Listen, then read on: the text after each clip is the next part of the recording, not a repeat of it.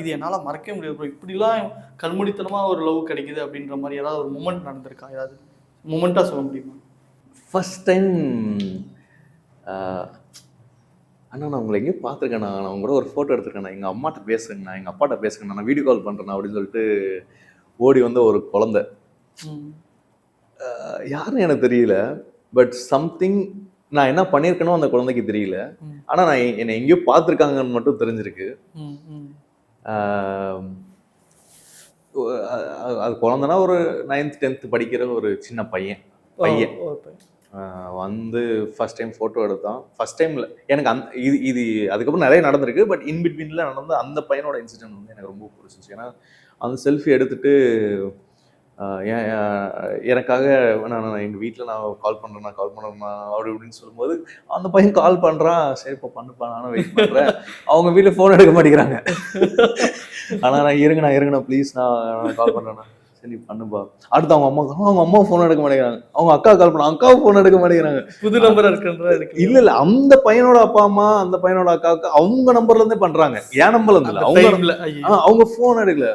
ஆனா ப்ளீஸ்ண்ணா கொஞ்ச நேரம் அப்படின்ட்டு அவன் வந்து யாருக்கும் ஏதோ ஒரு பர்சனுக்கு கால் பண்றான். அந்த மாதிரி எங்க அப்பாவுக்கு எப்படியோ சொல்லு நான் பேசணுங்கிறான். ஃபைனலி நான் கிட்டத்தட்ட ஒரு 1/4 மணி நேரம் நின்னேன் ப்ரோ. 1/4 மணி நேரம் நின்னேன். But I'm happy only. நான் நின்னேன். அப்புறம் அவங்க அப்பா சொல்றா அப்படின்னாங்க. லவுட் ஸ்பீக்கர்ல போட்டிருந்தான் அந்த பையன். சொல்றா அப்பா அந்த மாதிரி இதுல என்ன ரோஹின் தானா தானே கன்ஃபர்மேஷன்.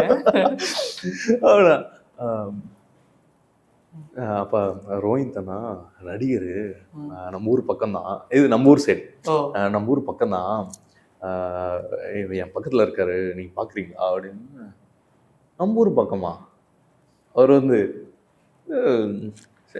எங்க இருக்காரு அப்படின்னாரு.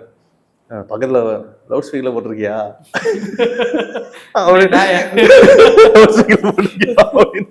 நான் வந்து ஆமாப்பா அண்ணாவும் கேட்டுட்டு இருக்கேன். சரி வா வீடியோ கால் வா. அவரு பிடிச்சி கேட்டாரா பிடிக்காம வந்து அவரு கேட்டாரான்னு தெரியல.